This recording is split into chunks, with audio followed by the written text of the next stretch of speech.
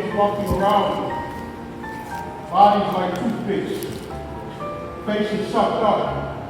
Are we doing enough for our children or not? The flesh is challenging the way we live according to God's will. The message for all of us today is to simply remember we are called by God to raise our children in His way. Raise them in the Spirit of God.